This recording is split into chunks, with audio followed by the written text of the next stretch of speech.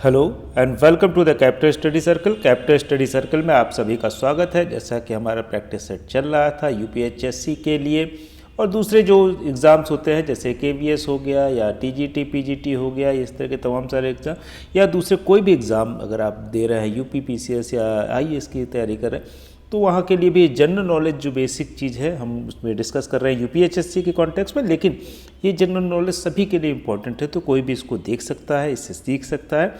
तो जैसा कि आप यहाँ पे थंबनेल पे देख पा रहे हैं कि भारत का भूगोल, इससे पहले हमने एक टेस्ट क्या रिवीजन क्लास की है जो जनरल नॉलेज के पार्ट यूपीएचएससी में पूछे जाते हैं, उससे रिलेटेड भारत का भूगोल हमने डिस्कस किया था। फर्स्ट पार्ट आप देख सकते हैं। सेकंड पार्ट आज हम डिस्कस कर रहे हैं। इससे पहले कि हम आगे बढ़े टॉपिक पे बढ़े, हम बताना चाहते हैं कि कैपिटल स्टडी सर्कल अब ऑफलाइन भी आ चुका है। अगर आप हमसे जुड़ना चाहते हैं तो लखनऊ की ब्रांच में हमसे जुड़ सकते हैं। इसके अलावा अगर आप रिसर्च में हैं, पीएचडी कर रहे हैं या करना चाहते हैं तो हमारे पास एक बड़ी टीम है जो आपकी हेल्प कर सकती है। अलग अलग यूनिवर्सिटीज़ के प्रोफेसर्स हैं या दूसरे लोग भी हैं जो खुद रिसर्चर हैं, वो आपको सिनॉप्सिस राइटिंग से लेके तमाम सारी चीज़ें आपको हेल्प कर सकते हैं या इन्फॉर्मेशन भी दे सकते हैं। तो आप अगर हमसे जुड़ना चाहते हैं तो आप हमारे फ़ोन नंबर जो दिए हुए हैं उन पर या व्हाट्सएप पे मैसेज करके आप हमसे जुड़ सकते हैं। तो आगे बढ़ते हैं। कल हमने काफ़ी की जो जनरल इंट्रोडक्शन है इंडिया का और इसका नेबरिंग कंट्री और कुछ चीज़ें हमने देख ली थी। लॉन्गिट्यूडनल जो या लैटिट्यूडनल पोजीशन देख ली थी, जिसको हम अक्षांश से कहते हैं स्थापना या कहाँ पे स्थित है वो कह सकते हैं कि वो हमने देख लिया था। तो आगे बढ़ते हैं, आज उसी कड़ी में आगे बढ़ेंगे और बाकी जो चीज़ें हैं जो बेसिक इंट्रोडक्शन है भारत के भूगोल का वो हम देख लेते हैं। तो बेसिक इन्फॉर्मेशन जो थी वो हमने जब डिस्कस की, अब हम उत्तर का पर्वतीय प्रदेश। तो जैसा कि हम जानते हैं कि भारत के उत्तर में अगर हम यूपी से आगे बढ़े, उत्तराखंड से लेके हिमाचल लेके जम्मू कश्मीर में, ये हमारे जो पहाड़ी पर्वतीय प्रदेश हैं इन और ज़्यादातर इसमें अगर देखें हिमालय की रेंज में बसे हुए हैं, तो इनके ऊपर कुछ प्रश्न पूछे जाते हैं हमेशा कहीं ना कहीं से घुमा फिरा के। यूपी पीसीएस हो या कोई दूसरे स्टेट पीसीएस हो, राजस्थान पीसीएस हो, बिहार का पीसीएस हो, तो वो उसमें भी पूछे जाते हैं। और साथ ही साथ अगर आपके पास ये इन्फॉर्मेशन है तो सिविल सर्विसेज की तैयारी कर रहे हैं या आप यूजीसी नेट या किसी भी चीज़ की तैयारी कर रहे हैं तो उसके लिए भी ये काफ़ी इंपॉर्टेंट हो जाता है। तो देखते हैं कथन क्या है, जिसको हम असर्शन और रीज़न कहते हैं। तो असर्शन क्या है? हिमालय से निकलने वाली सभी नदियाँ सतत वाहिनी हैं। इट मीन्स कि अगर इंग्लिश में, क्योंकि इंग्लिश में हमारे पास अभी नहीं है, इंग्लिश में भी हम पढ़ा देंगे, एक क्लास इंग्लिश में भी लेंगे, तो don't worry those who are from English medium, तो उनके लिए they must not be worried, क्योंकि उनके लिए इंग्लिश में भी हम करेंगे, लेकिन हिंदी इंग्लिश दोनों ही देखिए। तो हिमालय से निकलने वाली सभी नदियाँ सतत वाहिनी है। इट मीन्स कि क्या है कि लगातार बहती रहती हैं। अगर आप देखेंगे तो हिमालय से निकलने वाली, चाहे वो गंगा हो चाहे दूसरी नदियाँ हो, दूसरी तरफ से ब्रह्मपुत्र जो आती है या दूसरी जो नदियाँ हिमालय से निकलती हैं वो लगातार, सतलज है या दूसरी नदियाँ, वो लगातार बहती रहती हैं। जबकि दूसरी नदियाँ जो हिमालय से नहीं निकलती, उनका उद्गम स्थान कहीं और होता है, तो वो सूख भी जाती हैं फिर बरसात आने पे या मानसून आने पे या अलग अलग टाइम पे वो फिर से। तो अब ये कह रहे हैं असर्शन क्या है? हिमालय से निकलने वाली सभी नदियाँ सतत वाहिनी हैं। हिमालय अपनी वर्षा का अधिकांश दक्षिणी पश्चिमी मानसून से प्राप्त करता है। तो हिमालय के ऊपर जो वर्षा होती है वो दक्षिणी पश्चिमी मानसून से प्राप्त करता है। तो हिमालय के ऊपर जो वर्षा होगी वह दक्षिण पश्चिमी, क्योंकि दक्षिण की तरफ से जब मानसून आता है, आप देखेंगे भारत के, तो एक मानसून तो इधर से जाता है जब अटैक होता है, और हमारी तरफ अगर आप उत्तर प्रदेश में है या इधर की तरफ जो नॉर्थ इंडिया में आता है वो घूम के इधर से आता है, और यहाँ पे जो मानसून होता है वो नहीं आ पाता है, वो फिर लौट के जाता है तब, क्योंकि इधर वाला जो मानसून है ये वेस्टर्न घाट्स की वजह से रुक जाता है। तो क्या होता है, मानसून ये नवंबर में यहाँ पे बारिश होती है तमिलनाडु और इन देखेंगे। तो लौटते समय जब हम यहाँ पे, अगर आप वेस्ट बंगाल से देखें, बिहार में देखें यूपी में देखें, दिल्ली में देखें तो ये जुलाई के समय होती है और जुलाई के शुरुआत में यहाँ शुरू होती है और कुछ दिनों बाद घूम के इधर से एंटर करता है। तो ये इधर वाला मानसून तो सही बात है कि यहाँ की बारिश हिमालय पे होती है, जाता है और इधर से भी होती है, इसको रोकता है ताकि यहाँ पे नॉर्थ इंडिया में काफ़ी अच्छी बारिश होती है। तो दोनों सही हैं, लेकिन ये इसका क्योंकि उसकी वजह से लगातार, क्योंकि मानसून का सीज़न तो कुछ ही दिन होता है, लेकिन उसके बावजूद लगातार बारिश पानी रहता है इन नदियों में, तो ये सही एक्सप्लेनेशन नहीं है। ए तथा आर दोनों सही हैं, परंतु आर ए की सही व्याख्या नहीं है। अगर यही होता है ग्लेशियर के थ्रू आता है पानी साल भर तो सही हो जाता है। सेकंड देख लेते हैं, उससे पता चल जाएगा। हिमालय से निकलने वाली नदियां सतत वाहिनी हैं, फिर से सेम क्वेश्चन, लेकिन अब उसका रीज़न क्या है। हिमालयन नदियों का उद्गम स्रोत हिमानिया में स्थित है। हिमानिया मतलब ग्लेशियर्स जो होते हैं, जो बहुत ढेर सारी बर्फ़ जमी रहती है और वो बर्फ़ जब बरसात होती है या बर्फ़ पड़ती है तो उससे जम के रहती है और जब धीरे धीरे गर्मी रहती है धीरे धीरे वो पिघलती रहती है और उसका पानी नदियों में आता रहता है। तो ए तथा आर दोनों सही हैं, तो आर ए की पुष्टि करता है, बिल्कुल सही। हिमालय की रचना समांतर वलय श्रेणियों से हुई है, जिससे प्राचीनतम श्रेणी है वृहत हिमालय श्रेणी। तो हिमालय की रचना समांतर वलय श्रेणी से हुई है, आपको मालूम है कि ऐसे ऐसे करके हुई है। तो उसका जो सबसे ओल्डेस्ट है वो क्या है, वृहत हिमालय श्रेणी, जो लार्जर हिमालय है पीछे का। अगर आप देखेंगे कि जिसमें माउंट एवरेस्ट है या कश्मीर में लद्दाख की तरफ जो हिमालय है वो, क्योंकि वो वृहत हिमालय श्रेणी है। उत्तर भारत में उप हिमालय क्षेत्र के सहारे फैले समतल मैदान को कहा जाता है भाकर। भाबर जो है समतल मैदान, क्योंकि उसकी वजह से उसके बाद जो होता है समतल आ जाते हैं, जब शिवालिक रेंज खत्म होती है उसके बाद एक समतल मैदान है उत्तर भारत में जिसको भाबर कहते हैं। तो ये सही है। आगे बढ़ते हैं और डिटेल हम देख लेते हैं क्या दी हुई है। हिमालय का पर्वत प्रदी प्रदेश है शिवालिक। तो शिवालिक जैसे अगर हम देखें तो शिवालिक सबसे शुरुआत में होता है, फिर लघु हिमालय या फिर उसके बाद वृहत हिमालय जो ग्रेट हिमालय है वो होता है। तो शिवालिक सबसे पहले है, जिसमें हम देख सकते हैं कि हिमाचल और उत्तराखंड की जो रेंज आती है वो शिवालिक में आ जाती है। शिवालिक पहाड़ियाँ हिस्सा हैं हिमालय का, हिमालय है बिल्कुल, क्योंकि हिमालय में ही इधर से शुरू करें नॉर्थ इंडिया की, नॉर्थ से हम ऊपर की तरफ जाएंगे तो बढ़ती रहती है शिवालिक रेंज सबसे पहले। शिवालिक श्रेणी का निर्माण सोनोजोइक प्लियोसीन युग में हुआ है। तो ये तो बहुत थोड़ा सा डिफिकल्ट है, लेकिन ये पूछा भी जा सकता है। शिवालिक श्रेणियों की ऊंचाई है 850 से लेके 1200 मीटर के मध्य। तो इनकी ऊंचाई भी कम है। अगर देखेंगे एवरेस्ट या दूसरे जो K2 है या कंचनजंगा है, इनसे हम कंपेयर करें तो ये काफ़ी कम है। शिवालिक शैल समूह के दक्षिण में भाबर क्षेत्र उदाहरण है गिरिपद की स्थिति का। तो शिवालिक जो है जैसे हिमाचल हो गया, उत्तराखंड, वो उसके बाद देखेंगे तो प्लेन है काफ़ी, पूरा यूपी प्लेन, और उसके बाद अगर नॉर्थ में और आगे बढ़े तो प्लेन है। तो शिवालिक शैल समूह के दक्षिण में भाबर क्षेत्र जो है, हमने कहा भाबर क्या होता है, इसके बाद जो प्लेन आता है छोटी पहाड़ियों के बाद, क्योंकि धीरे धीरे आप ऊपर की तरफ जाएंगे तो पहाड़ियाँ बड़ी हो रही हैं। उत्तराखंड, उत्तर प्रदेश, सिक्किम, हिमाचल प्रदेश में से हिमालय पर्वत श्रेणियों का हिस्सा नहीं है। अब सिंपल से बहुत कि उत्तराखंड में है पहाड़, उत्तर प्रदेश में पहाड़ नहीं है। जब उत्तराखंड उत्तर प्रदेश का पार्ट था तो कह सकते हैं कुछ दिनों रह सकता है, लेकिन सिक्किम में भी पहाड़ है, हिमाचल प्रदेश में भी पहाड़ है, उत्तर प्रदेश, ये बहुत आसान क्वेश्चन है। हिमालय के तरुण वलित पर्वत नवीन मोड़दार पर्वत के साक्ष्य कहे जा सकते हैं क्या? गहरे खड्डे, क्योंकि मोड़दार ऐसे ऐसे हो गए, तो वो क्या है कि गहरे खड्डे जो हैं उससे पता चल जाता है कि यू शेप के घुमाव वाले नदी मार्ग, समानांतर पर्वत श्रेणियाँ, भूस्खलन के लिए उत्तरदायी तीव्र ढाल प्रवणता, इससे पता चल जाता है कि ये नवीन मोड़दार पर्वत हैं और ये इसका साक्ष्य एविडेंस देते हैं कि बिल्कुल रिसेंटली बने हुए हैं। क्योंकि बाद में धीरे धीरे वो कहते हैं उनका आकार गोल हो जाता है, प्लेट्यू की तरह हो जाता है बहुत सालों पे घिसते घिसते हवा से, पानी से। ये सब चीज़ें हमने पढ़ी हैं। आगे बढ़ते हैं। अगला जो है,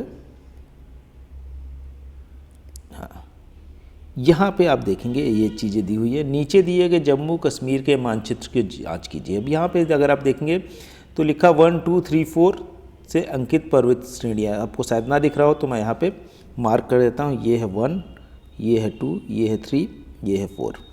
अब इससे को अगर आप एक बार रट लेंगे तो बहुत से क्वेश्चन आपके सही हो जाएंगे। तो पहला क्या है, काराकोरम। काराकोरम पहाड़ियाँ जो हैं ये कह सकते हैं एक तरह से चीन और हमको बांटता है। दूसरा है लद्दाख, ये देखिए लद्दाख। फिर जास्कर, ये रेंज जो है जास्कर ये हिमाचल और कह सकते हैं कि जम्मू कश्मीर को बांटता है। पीर पंजाल, ये देखिए यहाँ पे जिसमें कश्मीर वैली भी आती है इसमें। तो ये भी पूछा जाता है कश्मीर वैली किस में आती है, पीर पंजाल में। तो ये चारों जो हैं पर्वत श्रेणियाँ हैं। तो काराकोरम बहुत ऊंची, बहुत ही कठिन है, जहाँ पे सियाचिन के अंदर है। तो सियाचिन पे हमारे जवान रहते हैं, माइनस में टेम्परेचर रहता है, और क्योंकि यहाँ पे चीन का खतरा होता है तो अपनी बटालियंस यहाँ पे रहती हैं। और वो बहुत ही दुर्गम पहाड़ियाँ हैं। धीरे धीरे ये स्लोप होती जाती है और कम होती जाती हैं जैसे जैसे हम नीचे बढ़ते हैं। इसके बाद हिमाचल में आएंगे, उत्तराखंड में और भी कम हो जाती है। तो कश्मीर में इसीलिए रहने लायक अच्छी वैलीज़ हैं जहाँ पे बहुत ही खूबसूरत नज़ारा देखने को मिलता है कश्मीर में। लेकिन वहीं काराकोरम में इतना ख़तरनाक होता है, इतनी ठंड अधिक होती है कि अगर आपका ज़रा सा भी अंग खुला रह जाए तो सड़ जाता है, पूरा फ्रीज हो जाता है। लघु हिमालय स्थित है कहाँ पे, शिवालिक और महान हिमालय के मध्य। तो लघु हिमालय, शिवालिक यहाँ पे है और ये महान हिमालय है, तो लघु हिमालय यहाँ पे हो जाएगा बीच में। शिवालिक पर्वत इधर है, उत्तराखंड, हिमाचल, इन सब के बीच में, और लघु हिमालय और ये महान हिमालय, ग्रेट हिमालय।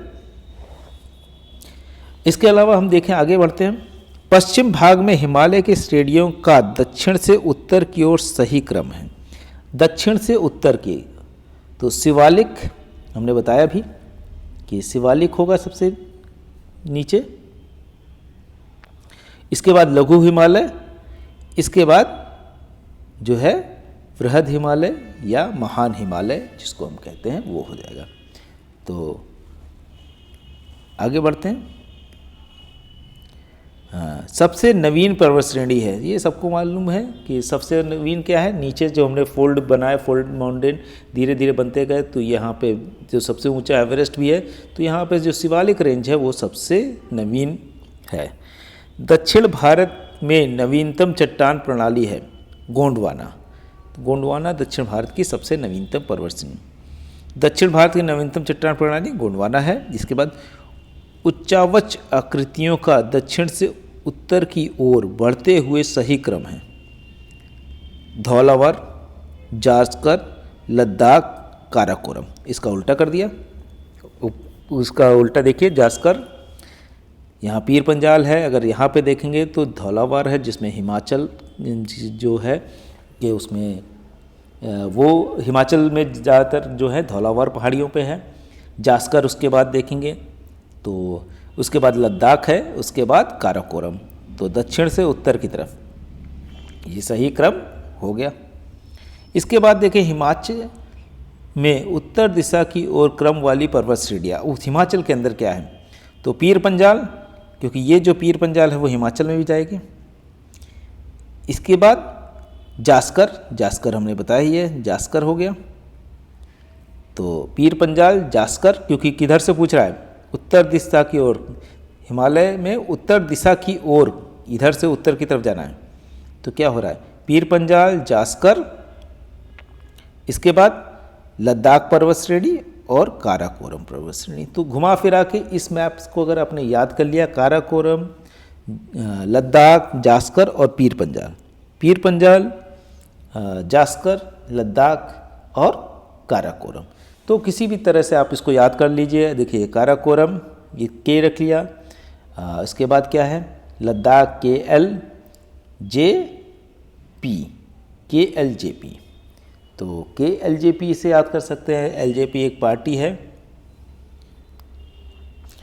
तो KLJP से कर सकते हैं, K सबसे फॉरेस्ट है, उसके बाद LJP से आप कर सकते हैं पीर पंजाल, जास्कर, लद्दाख और काराकोरम।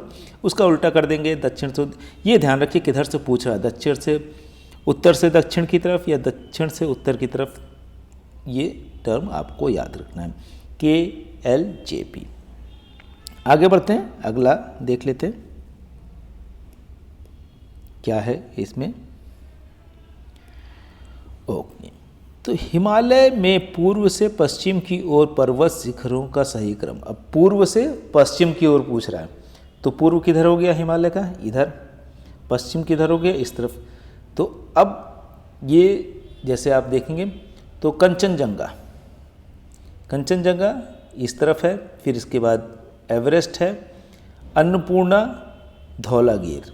तो ये आपको मालूम होना चाहिए, कंचनजंगा, एवरेस्ट, अन्नपूर्णा, धौलागिर, ये पहाड़ियाँ। क्योंकि अगर आप एवरेस्ट नेपाल में है, अन्नपूर्णा फिर से अगर आप देखेंगे तो उत्तराखंड, और धौलागिर जो है हिमाचल में आ जाता है।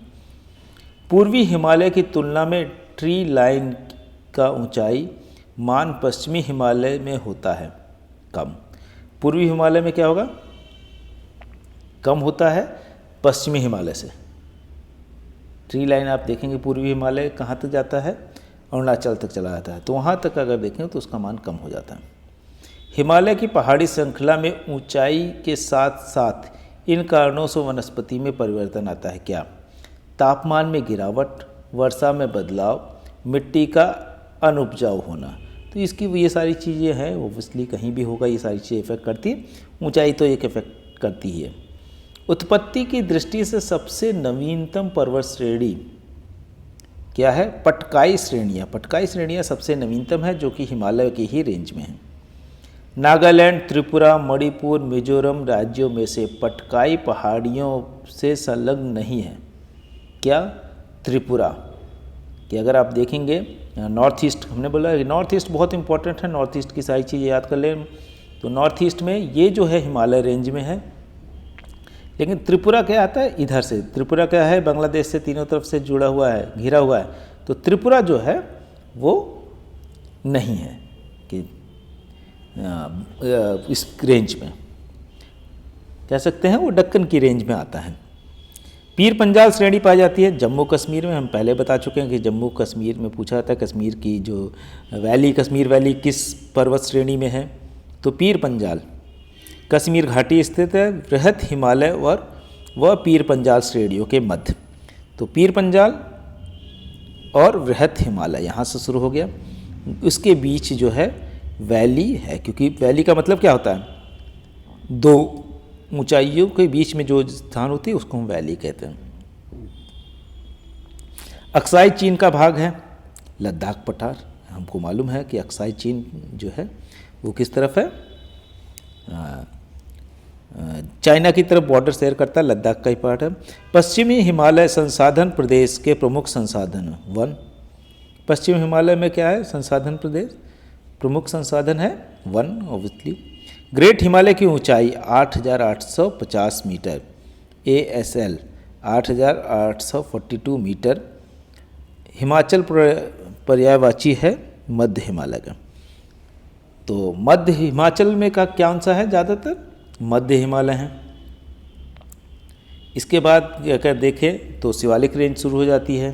तो 8,850 मीटर जो है ये एवरेस्ट की, ग्रेट हिमालय जो है उसमें एवरेस्ट का भी इतनी ही ऊंचाई है। तो आगे बढ़ते हैं कि अब अगला हमारा नॉर्थ इंडिया हमने देख लिया है, अब हमारे पास साउथ इंडिया है।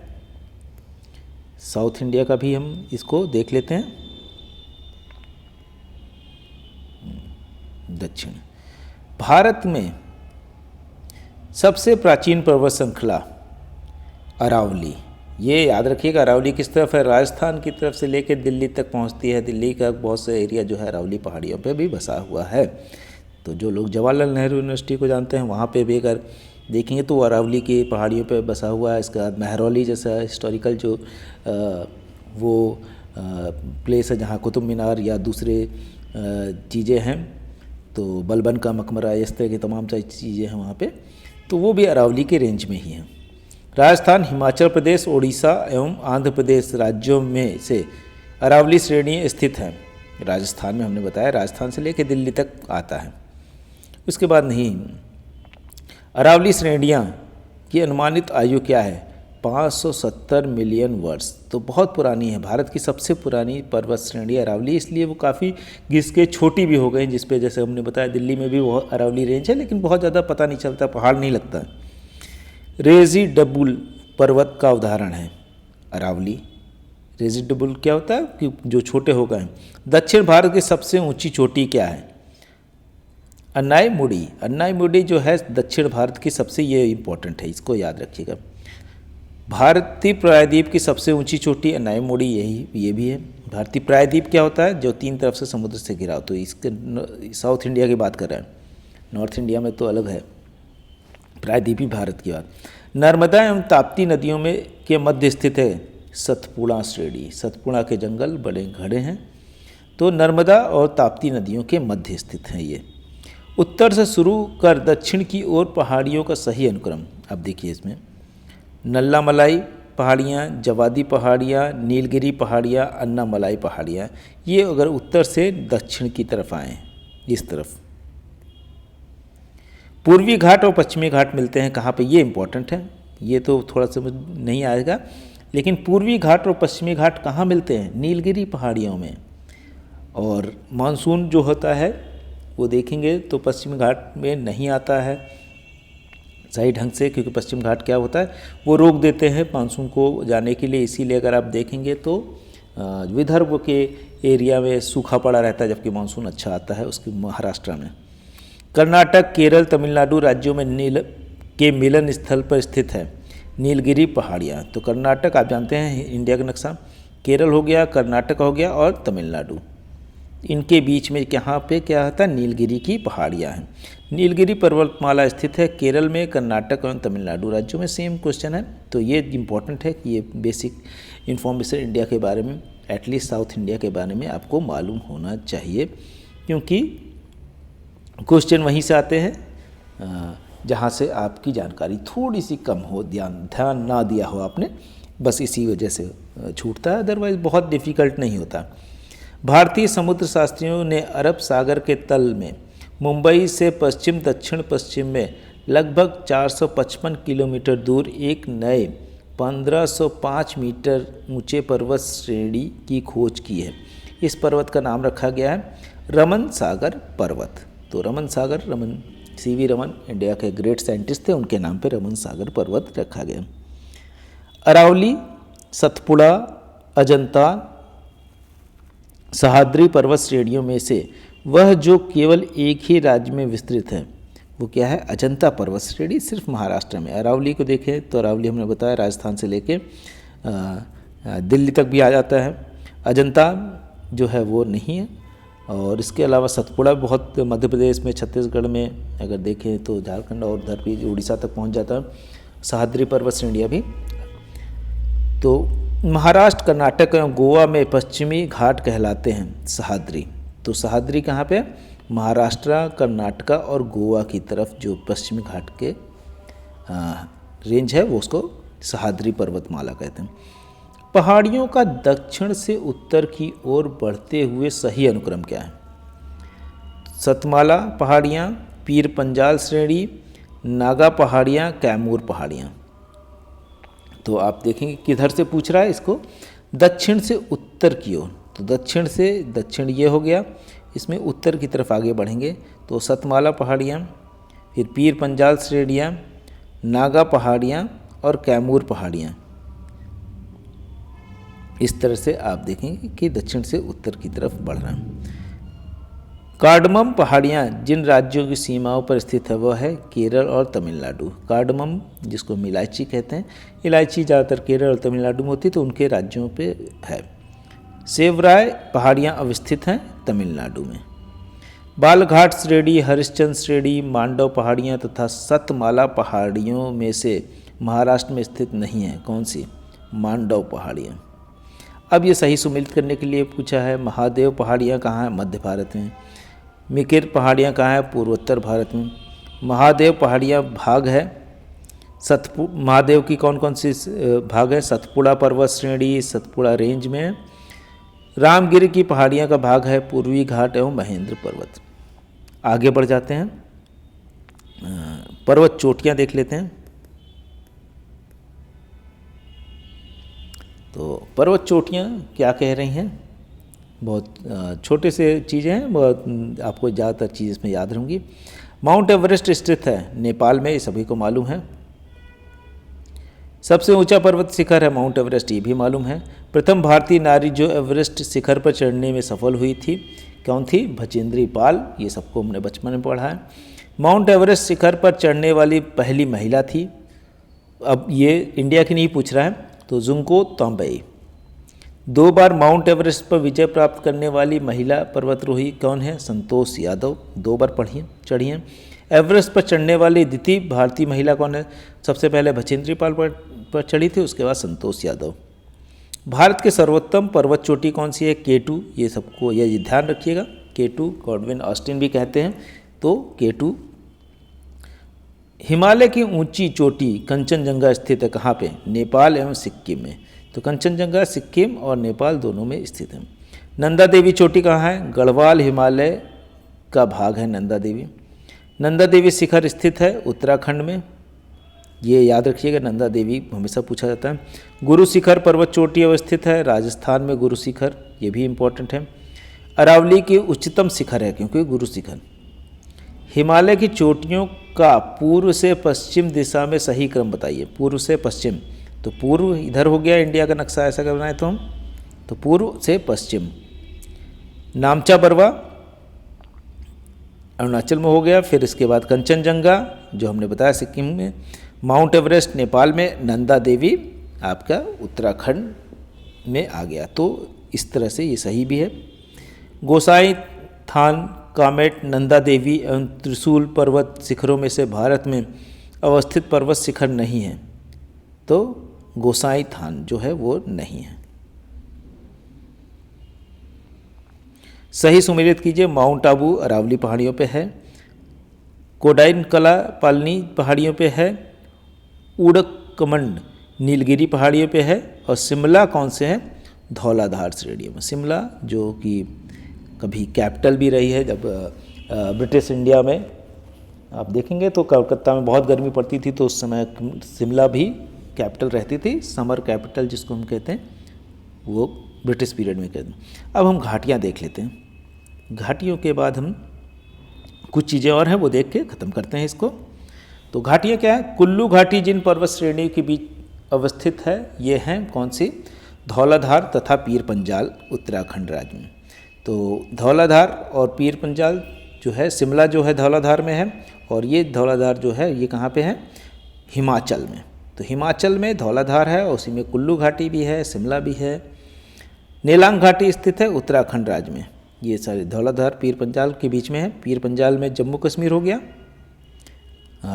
पीर पंजाल के उस तरफ, और इधर की तरफ देखेंगे धौलाधार और पीर पंजाल के बीच में कुल्लू घाटी हो गई। सही सम्मिलित कीजिए। मरखा घाटी जम्मू कश्मीर, जूकू घाटी नागालैंड, सांगला घाटी हिमाचल प्रदेश, यूथांग घाटी सिक्किम। ये याद रखिएगा, इसमें से क्वेश्चन पूछे जा सकते हैं।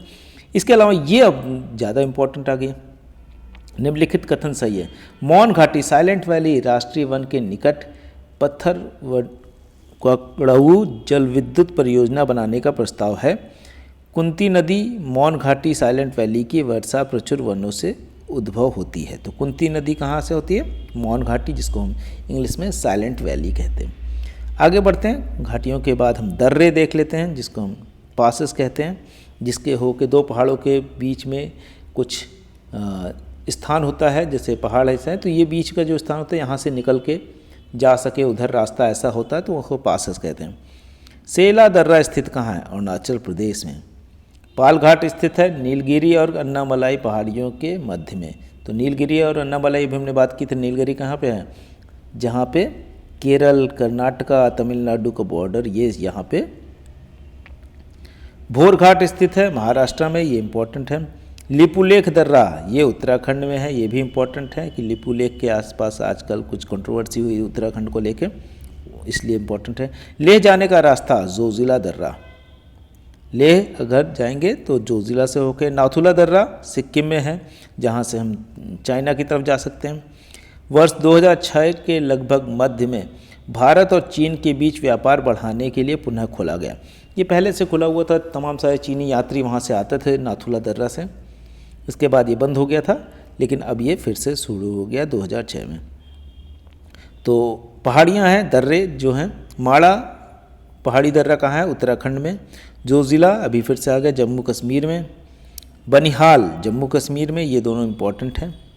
नाथुला सिक्किम और नीति उत्तराखंड। तो ये सारी चीज़ें आप ध्यान रखें, इसको नोट भी कर लें। आगे बढ़ते हैं। दर्रे के बाद अगर हम देखें, अभी दर्रा ही देख लेते हैं पहले, या कुछ और दर्रे बचे हुए हैं तो उसके बाद हम बुमला अरुणाचल प्रदेश, सेलेपला सिक्किम, मुलिंगला उत्तराखंड, सिपकिला हिमाचल प्रदेश, ये इंपॉर्टेंट है सिपकिला। रोहतांग दर्रा अवस्थित है हिमाचल प्रदेश में, रोहतांग, जहाँ से आगे लद्दाख के लिए निकल जाते हैं। लद्दाख के लिए नहीं कह सकते हैं कि लाहौल स्फीति या उधर की तरफ जाते हैं। माना दर्रा है उत्तराखंड में। पर्वतीय दर्रों को पश्चिम से पूर्व की सही क्रम, पश्चिम से पूर्व की तरफ, देखिए पश्चिम से पूर्व की तरफ। सिपकिला, लिपुलेख, नाथुला, बोमड़ीला। आगे बढ़ते हैं, ये हो गया हमारा। हिमरेखा एवं हिमनद देख लेते हैं। अब कुछ 2-3 टॉपिक और हैं, बस उसको ख़त्म करते हैं। हिमरेखा हिमनद, हिमालय में हिमरेखा 4300 से 600 मीटर की बीच पूर्व में है। सबसे बड़ा हिमनद ग्लेशियर कौन सा है? सियाचिन, जहाँ पे हमने बताया कहाँ कौन सी घाटी पे है, काराकोरम। तो हमने ये याद कर लीजिए, काराकोरम, फिर लद्दाख, फिर जास्कर और पीर पंजाल, ये हमने आइडिया रखा था। उसमें काराकोरम रेंज में सियाचिन है, जहाँ पे बहुत कम टेम्परेचर होता है। चौराबाड़ी ग्लेशियर स्थित है केदारनाथ मंदिर के उत्तर में, ये इंपॉर्टेंट है ये, क्योंकि केदारनाथ मंदिर के उत्तर में है, कहाँ है? चौराबाड़ी ग्लेशियर। हिमालय के हिमनदों को पिघलने की गति सबसे अधिक है, क्योंकि लगातार उसी से हमको पानी मिलता रहता है, हमारी नदियाँ नहीं सूखती उत्तर भारत की। उत्तराखंड के कुमायूं प्रक्षेत्र में अवस्थित हिमनद है मिलाम हिमनद। तो आगे बढ़ते हैं। हिमनद देख लिया हमने, पठार देख लेते हैं, जिसको हम प्लेट्यू कहते हैं। भारत के दक्कन के पठार पर बैसाल्ट निर्मित लावा शैल का निर्माण हुआ है, किस युग में? क्रिटेशियस युग में। मेघालय का पठार भाग है प्रायद्वीपीय खंड का। तो मेघालय का पठार जो है, अगर आप देखेंगे नॉर्थ ईस्ट का फिर से मैप देखें तो असम से पार्ट यहाँ से निकला मेघालय। अब मेघालय जो है अरुणाचल और इधर तो हिमालय रेंज है नागालैंड तक, लेकिन ये जो है ये प्रायद्वीपी ये जो है इसका पार्ट है, वहाँ से उसके पहाड़ जो हैं प्रायद्वीपीय पठार। आगे करते, भारत के अतिरिक्त प्रायद्वीपीय पर्वत निर्मित हुए हैं पैलियोजोइक महाकाल में। छोटा नागपुर पठार का सर्वाधिक घना बसा जिला धनबाद है। छोटा नागपुर पठार कहाँ है? धनबाद कहाँ है? झारखंड। छोटा नागपुर पठार है एक अष्टांगीर। आगे बढ़ते हैं।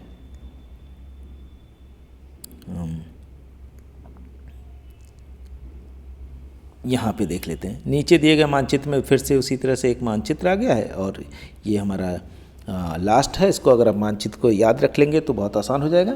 हम अभी बताते हैं। रिफ्ट घाटी क्षेत्र, छत्तीसगढ़ मैदान, छोटा नागपुर पठार और वर्षा छाया क्षेत्र।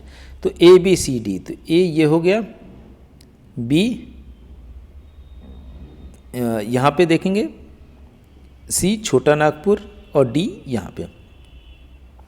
तो रिफ्ट घाटी जो हो गई, ये यहाँ पे रिफ्ट घाटी हो गई, जो महाराष्ट्र और इसके पास है, इसी की वजह से जो है बारिश नहीं हो पाती विदर्भ में। इसके अलावा छत्तीसगढ़ मैदान, छत्तीसगढ़ जो MP और ये सब छत्तीसगढ़ के मैदान हैं। इसके बाद छोटा नागपुर जो झारखंड और इसमें आता है, छोटा नागपुर का प्लेटो, और वर्षा छाया क्षेत्र जो बंगाल और वेस्ट बंगाल में जाता है। तो ये लाइन से आप देख लीजिए।